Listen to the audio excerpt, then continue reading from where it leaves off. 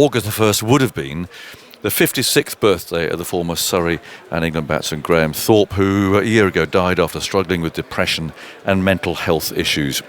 Thorpe played 100 tests for England before his last match 20 years ago, but as Tough as was saying, he meant a lot to the current England side as well, having worked as a coach to many of them. He was a hero to many for the way that he played the game. Here comes Julian again, left arm over the wicket.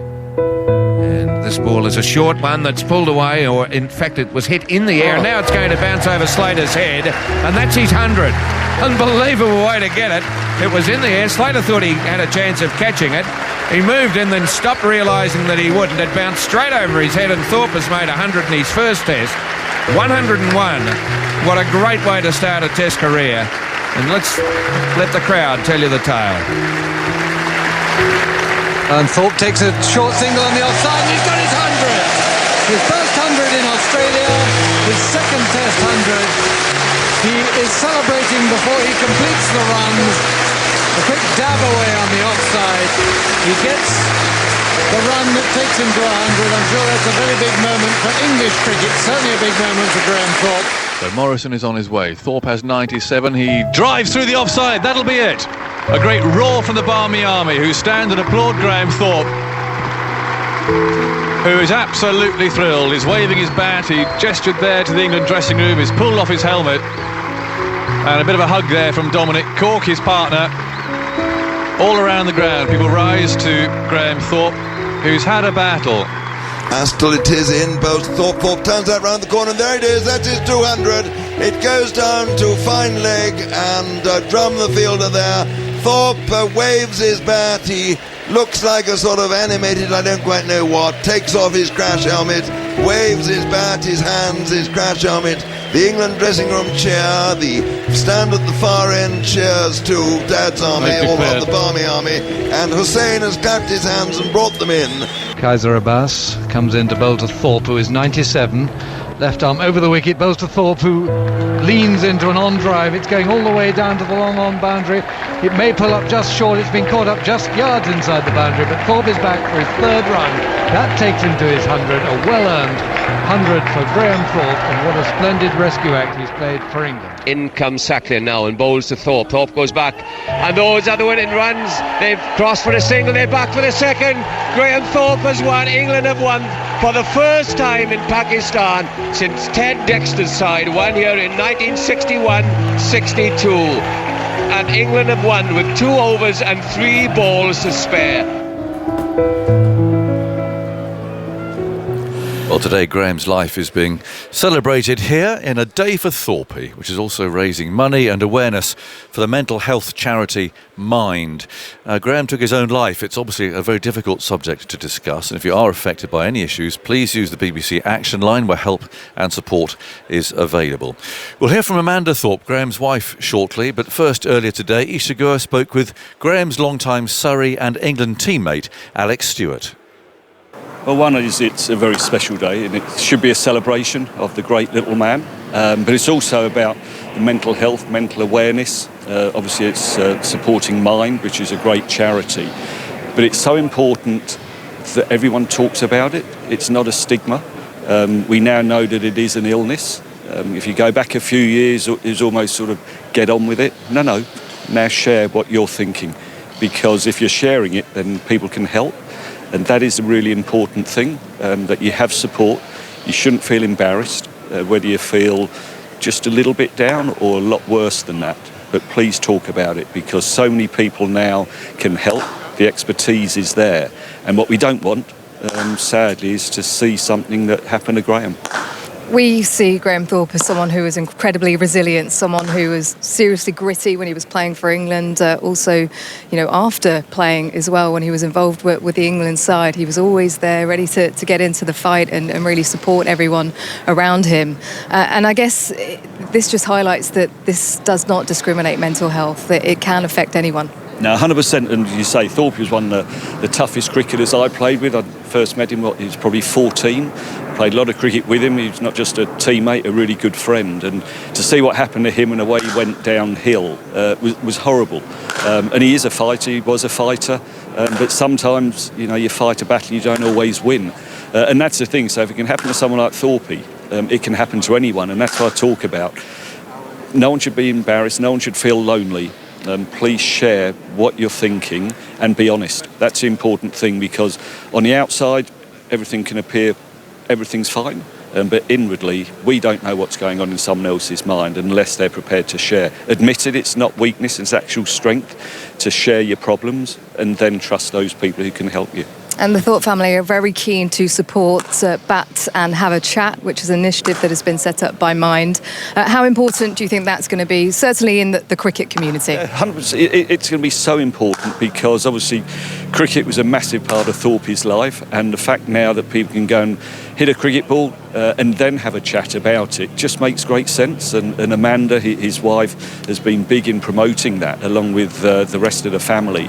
And if that can be the case, and it only helps one person, then that is one more person than if this hadn't been set up. So anyone who's listening or watching and know that either you're suffering as an individual or you know people who are suffering, get out there and help and talk about it. It's important to talk and remind everyone that it is okay to not be okay too. But you talked there about celebrating Thorpe and his life, and the way he played is cricket as well. I mean, what will be your fondest memories of him? On the cricket field, probably his debut, getting 100 on debut. Remember driving him up to Trent Bridge as a young Surrey player he was. Missed out in the first innings and then obviously got 100 in the second innings, and just the amount of games I played with him. My last game here, it was his comeback game, and he got a big 100 against South Africa. When he scored 100 in Pakistan, I think he only hit one boundary when we won that series. But he was just a wonderful all-round player in all conditions. I've said, look, if Graham Gooch was the best England player I played with, Thorpe was the best player that I played with in all conditions, whether it was quick bowling, whether it was spin bowling, a seaming pitch, a spinning pitch. And he just found a way. And then he was able to transfer that across in his coaching role. The great Joe Root. He speaks fondly of the input and impact that Graham has had on his career. So he wasn't just a fine player. He was a fine coach, obviously a great person, but he had a great eye for a cricketer too. He did well to see the ball in the dark in Pakistan. That was a really special moment for a lot of people watching. That grit, that determination that we speak about with Thorpe. You talked about him as a cricketer, but what about as a friend? Well, as a loyal friend to the outside world who didn't know him, probably thought he was a little bit quiet, a little bit reserved, didn't give much away.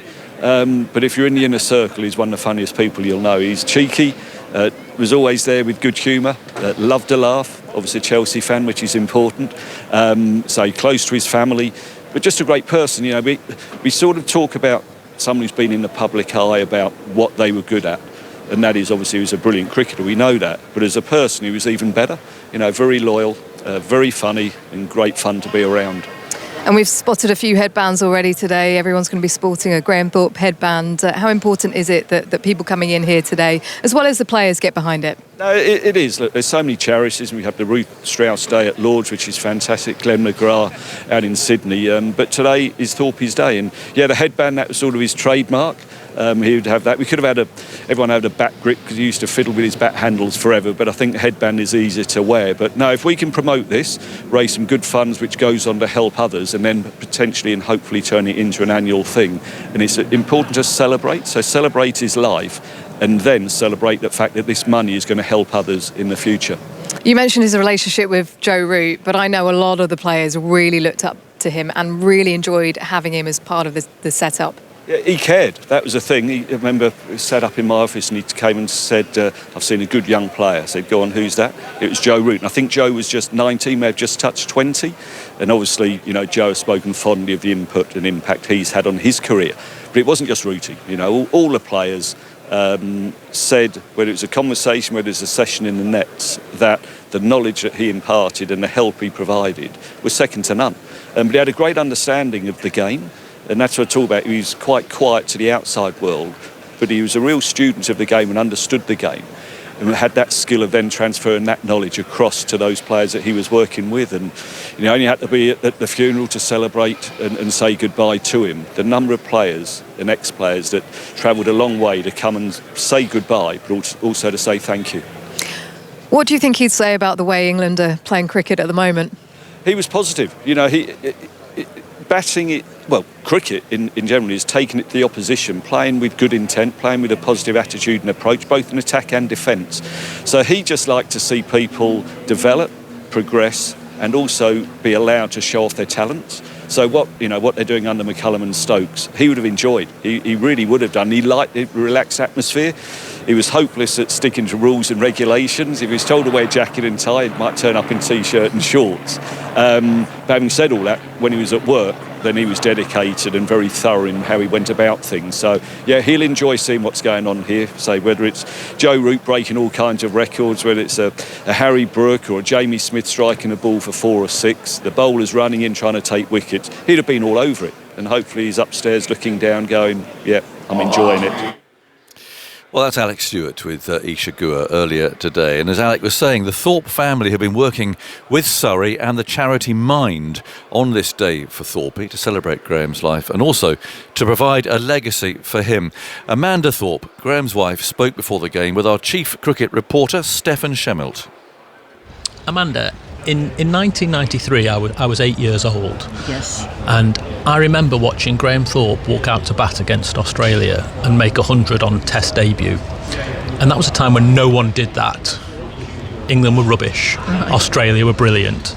And he instantly became one of my heroes. And the reason I mention that is because you must have heard so many stories similar to that over the past number of months. Yes, so many memories. I mean, then I didn't really know anything about cricket, so that's not one. Obviously, I look back on it, and I read about it, and also, in particular, so after he tragically died, I mean, I was surprised at all the outpouring of love and stories, and actually, just this week, someone said, I'd met Graham at an after dinner speaking thing, and we talked about he'd had a bit of anxiety, and we had a nice chat, and Graham could talk about cricket till the cows come home, so lovely stories like that. The thing that I remember about Graham as a cricketer is he was cool, and the England cricket team was not cool at that time. There was a number of individuals in that team that were not cool, but he was cool. I think that was accidental, maybe. I'm not sure. He's cool because, not that he wasn't cool, but maybe because you're not really trying to be cool. He definitely was his own man, wasn't he? I mean, he wasn't going to be doing anything he was supposed to be doing, God forbid. He had his own mind. You met Graham, I think, when he'd been an England cricketer for a number of years. Did you know what he did? No, I googled him. Okay, you've got it now. Okay, I've said it. All right, afterwards. And was there a cricketing education for you to undertake, I guess? Yes, but I think cricket is one of those things where if someone says, right, I'm going to explain all the rules to you, you can't, because your mind starts drifting. It's too much. So having watched a few, I mean, the first time I watched him play, actually, I think it was at the Oval, and when he came back after he hadn't played for a while, and he was so nervous, and then he was something like 20 odd not out overnight, and I remember saying, oh well, that's fine, 20, it's fine, and he was still focused on it. And the next day being in the ground, and he got to about 80, and I was thinking, well, I mean, come on, that's good enough, isn't it? What's the problem? What do we have to sort of think? Can we open some champagne? Oh, well, what's the thing with the 100 thing? Literally no clue. And how forthcoming was he when you first met in revealing what he did for a living? You said you had to look him up to know who he was, to know that he was famous, to know that he was well known. Was he happy to reveal that, yes, I'm a cricketer and yes, I play for England? Well, actually, he was, going through a tough divorce at the time. So I thought he was, I fell in love with Graham because he was just so humble. And actually, he never changed, and he was always humble. And for him, I think he'd said it a few other times, or he'd give everything back to be happy and in a good space mentally. And so, so he just said, oh, I just, chase a ball round or something like that. And I thought, oh, what? And then I looked up, and then, so I was figuring it out. I do remember once when I watched sort of this after some time, and I remember saying to him afterwards, do you think they might send out a night watchman? He looked at me, gave me this look like, what? What are you talking about now? You see, I've been listening, Graham. I've taken notes. And how were you with watching? Were you a nervous watcher, or were you just happy to take it all in your stride because maybe you hadn't always been invested in it? Well, I never watched it before, honestly, Graham. And but yeah, it is nerve-wracking. Of course, it is. I think for the batsman as well. Although I'm kind of like, whatever, sort of take that. But duck's not great. I don't know. It was nerve-wracking, but I don't know how he kept so cool, really. Did you know, and did Graham know? And I touched on it then about how when I was young, Graham was one of my heroes. Were you both aware of the affection that people had for Graham? I'm not sure Graham knew really how much he was loved by the wider, the cricketing community. I mean, he was so ill in the last few years that not sure that wasn't really sort of getting through or breaking through. But certainly I was, quite astonished at the outpouring of love, and especially the girls thought, because Graham wasn't really, he was just my Gray. That is what this week is all about, and we're sitting here now at the Oval, and on the scoreboard over there it's the day for Thorpe, and it's that image of certainly how I remember him with his bat raised and his helmet in the air and the headband around his head, and we'll come to the headbands in a moment. But this week is about that affection as well as what you're trying to do for Mind. Yes, I think so. Friday is his birthday, would have been his 56th birthday, and it'll be an emotional and a sad day, but it's been great having this focus.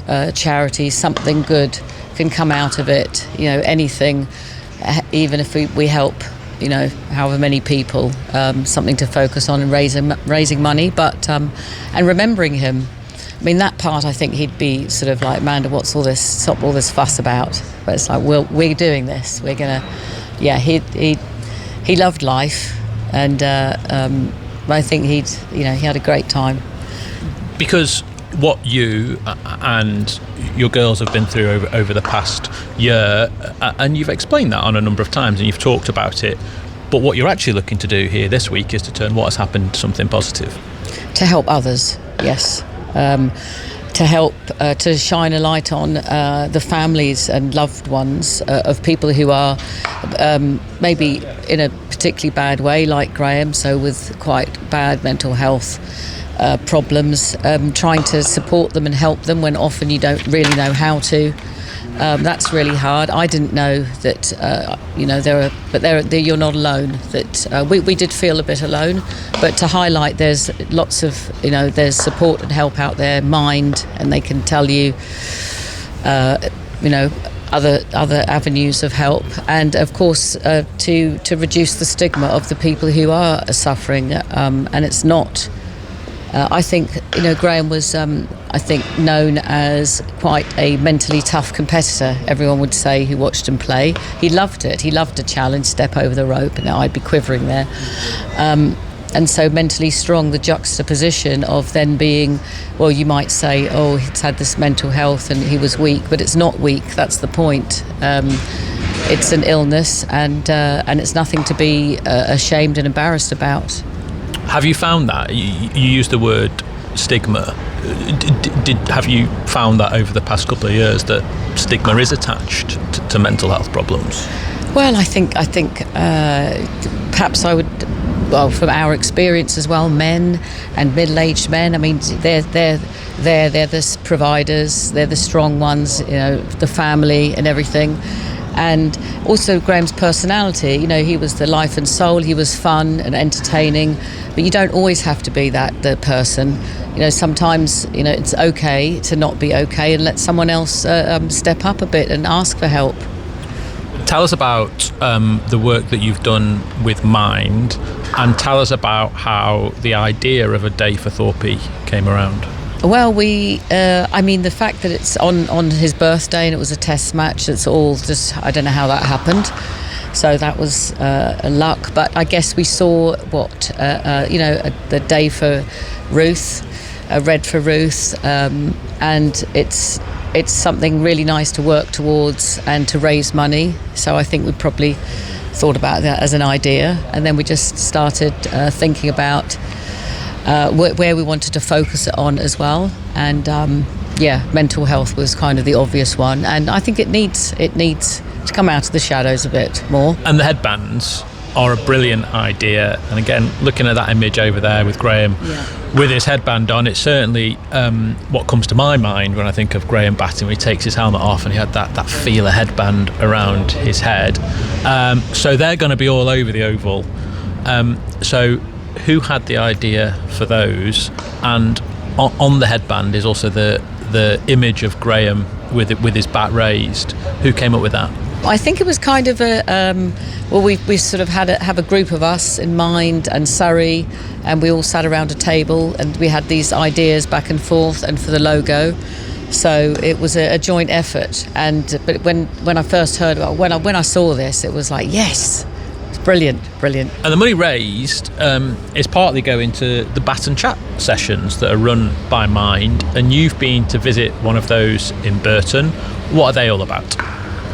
So they're about it's one morning a week where you have for 12 weeks. That's a course, and you come together for a morning to do some physical activity, which is some cricket drills and so on, and then also talk about your feelings and be more open about any stress and anxiety you have. And it was amazing to go there, and I spoke to a few people and they were on week 10 actually, and they said, I loved that they made new friends and locally and people in a similar position. I mean, it was a sort of kind of not middle-aged men, but it was mainly men, but that's not necessarily should be the case. So someone said that they sometimes don't get out of bed in the morning, and that this gives him a reason to get out of bed and come to do that, and that's good enough for me. How involved were you when it came to the cricketing side of things at Bat and Chat? Well, I thought when I was going up to watch, I would be, observing and speaking and meeting people, but no, I had trainers on, and I had to put the headband on and do some catches and drills. I thought, oh my Lord, but yeah. What I want to know is how much coaching had you had in your time with Graham? None. Short answer. And the hope is that the money raised will help roll out those sessions in other parts of the country. Exactly. So the more money we get, the more people we can reach out to and help, and different parts of the country. Really exciting. You mentioned that Friday would have been Graham's 56th birthday, and you touched on what he would have thought of it. What would he have said to you, really, if he'd seen that all this was being done in his memory?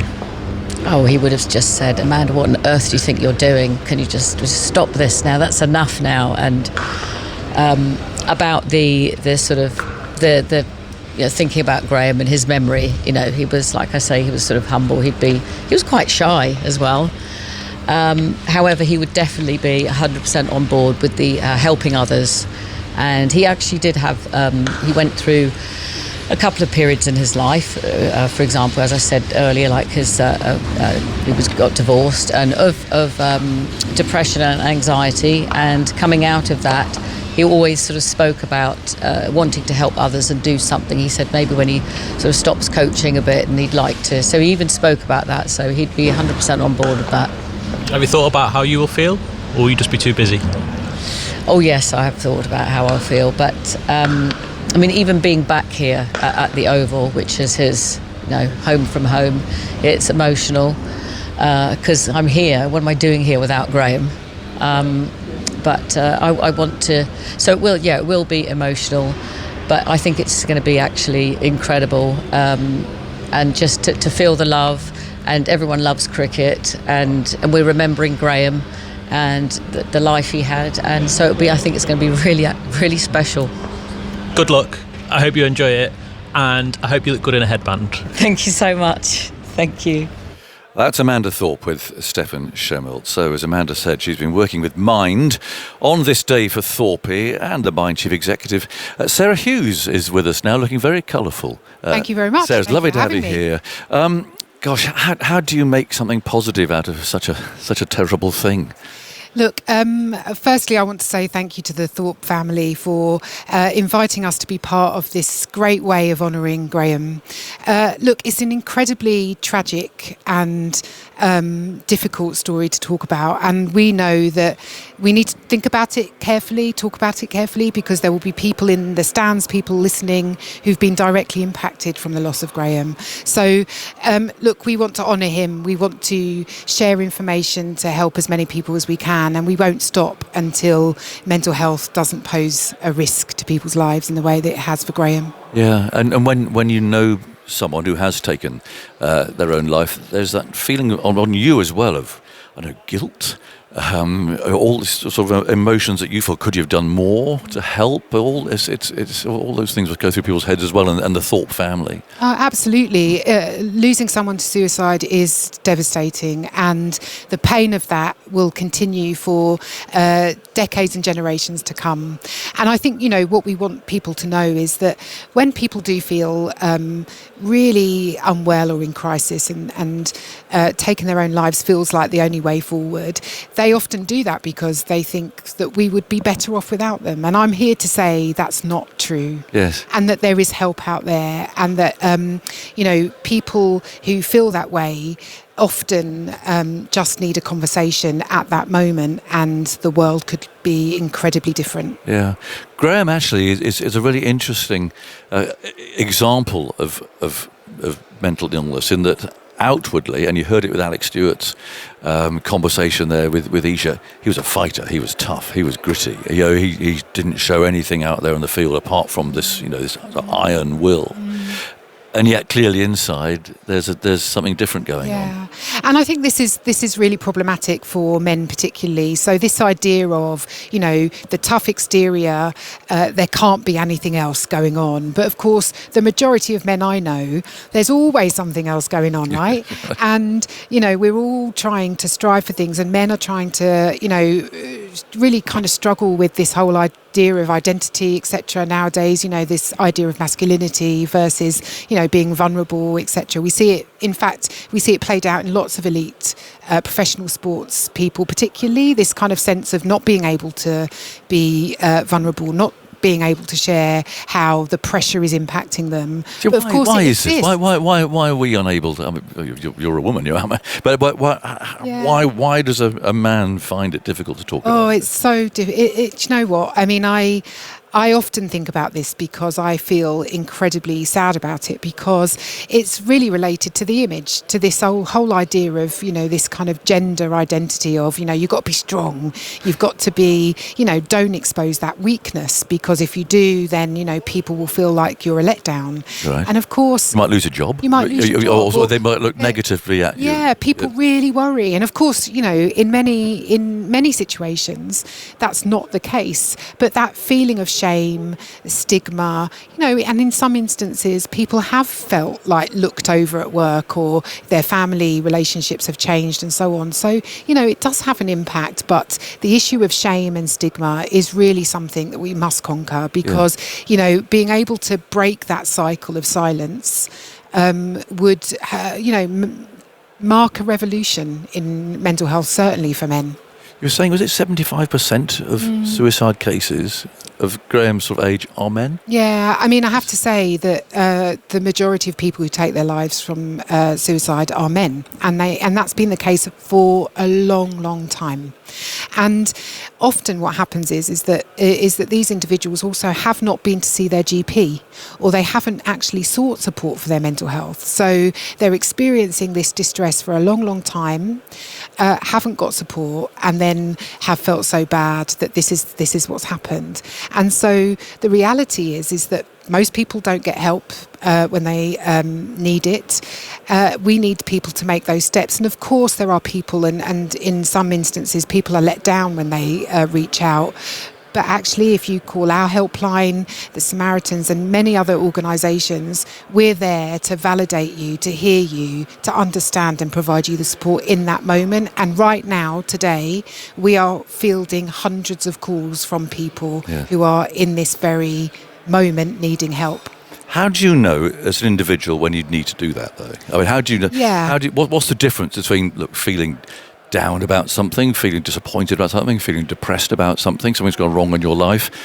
Is that the same as mental illness? And when does it move into that area? Thank you for asking that question, because it's a really important one. So we all have ups and downs in life, don't we? And we've got a spectrum of mental health. We've all got mental health like we all have physical health. But we don't all have a broken leg all the time, do we? No. Right? So our mental health kind of moves and shifts in relation to how things are going in our lives. Some conditions are a bit more pervasive, so some of them more serious conditions.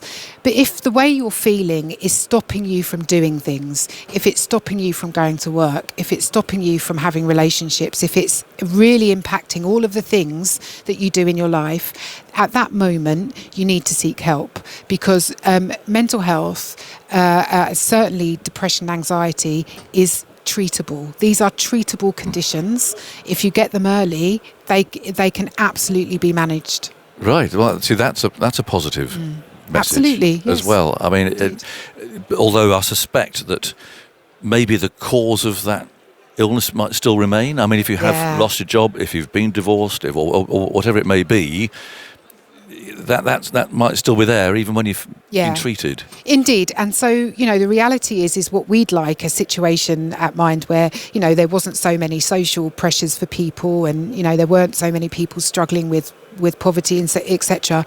But nonetheless, if you are experiencing difficult things in your life, if you get mental health treatment, it will at least, in the very least, help you deal with all of that stuff. Yes. So if you're dealing with homelessness, but you don't have any mental health support, that's going to be catastrophic. But if you do have, it will alleviate some pressure, not resolve it, but help to some degree.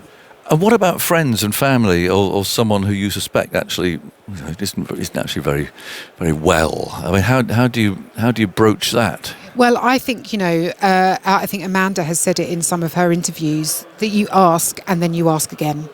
You kind of sit with your instinct. I mean, I know the people I love the most really well, and so I know when there's changes in behaviour, in the way they're talking about things, their mood. And I'll say, you're right. You don't need to be a psychiatrist or a psychologist. You just need to be a human being and say, are you okay? Is there something I can do? Do you need to talk to someone? Do we need to get some information? And the idea of making it into this kind of big thing defeats the object, really. We just want people to have ordinary conversations like, how are you doing? Yeah. All right. Yeah. You don't seem yourself. How can we help? Do you think attitudes have changed? I mean, you've been involved in this for a long time, haven't you? In that time, have you seen it changing, that you're not weak or pull yourself together? Those are comments of years ago. Is it? It is different. Look, I've I've started working in mental health in the early 90s, so a really long time, and I know that I used to speak about mental health at in a family situation or with friends, and the room would go silent, and people would be looking at the floor, eyes would roll. Yeah. But now if I do that, people will follow me around the room because they want to continue the conversation. So the appetite to talk about it is hugely changed. We are a bit more literate, so people do know a bit more about mental health. But fundamentally, we are still in a place where so much shame and stigma is attached to it that until we really get rid of that, in the same way as we've got rid of the stigma around cancer, because remember, if you remember in the 80s, the big C, it was the big C. Yeah. We can make it so that people can access help and not feel any way about it. Yeah. It's possible. Yeah. Do you get positive vibes out of what you're doing? I mean, you do. Absolutely. Yeah. This is my life's work. I've been very privileged to work in this space for a long time. I know the power of what giving people good mental health support can do. I know that people who have seen the information that's around this stadium today, I know that somebody's life will be saved today because of this. And I know that confidently Well, that's from remarkable. the bottom of my Yeah. kind of pit of my soul. Yes. And therefore, this is worth every single minute. Right. Bat and chat. Come on, talk, Yeah, talk bat me and through chat. that. So what's that all about? Yeah, so one of our amazing minds came up with this extraordinary program, which is a 12-week program that invites people to come and talk about their mental illness or how they're feeling. Do it while playing a game of cricket, talk to their mates, get a little bit of education, because actually we want to defeat the myths around mental health. Right. So people get some good information, they get a bit of love and support, and they get to play a round of cricket. So what more could you want? No, that sounds really great. But I mean, how does it actually work? I mean, how do Yeah, you register somewhere? Yes, Or you... so you go to our website, and the links and the directions to where you need to go will all be on there. Many of our local minds will be doing it over the coming months. So it's a very exciting time for us. And of course, not to plug, but do fundraise for us, because we want to do it everywhere, all of the time, as much as we can, because we know it works. Yeah, and I mean, what sort of numbers are you expecting to come along to this? Do you have any ideas in your head about? Normally, Would you have to be a cricketer to come and do it? No. I mean, you just need to be someone who wants to get out and be a part of a group and a community. And cricket is a great way of doing it, because most people do love cricket in some way, shape, or form. So, register, pop along. Normally it's about groups of, anything between 12 and 16 people. But that is an amazing opportunity for people to get together. And if we could do as many of those around the country as we want to, it would make a massive change. Right. Well, Sarah Hughes, thank you for coming in and talking so positively about what is, a difficult subject, isn't it? And thank you for doing that. Thank you for having us today. Very much. There you go. As a reminder, if you've been affected by any of the issues we've been discussing, then do go to the BBC Action Line, and you'll find details of that on the BBC Sport website and the app where help and support is available. Sarah, thank you very much. Again, a vision, if you can see. Blue, white, silver, there's a lot going on there. But thank you so much for coming in. Email from Grace in honour of Graham Thorpe. I wanted to share my experience of watching the great man play. My first test, I was age 11, was Thorpe's 100th and final test at Riverside against Bangladesh in 2005. It was a privilege to see Graham receive his commemorative bat right in front of us, and to watch him playing so beautifully with Ian Bell. It helped to spark in me a passion for Test cricket that's endured for 20 years and brought me so much joy. And as someone who's struggled with anxiety and depression over the years, I wanted to send my love to anyone who might be listening right now and alone feeling pain. You're not alone, that I can assure you. And it's so important to seek support from family, friends and mental health professionals. At this point, I'm very well, enjoying a lovely walk with 3 dogs, listening to TMS, and I can say that it truly does get better. Thank you, Grace, very much indeed, for a good positive way to end that.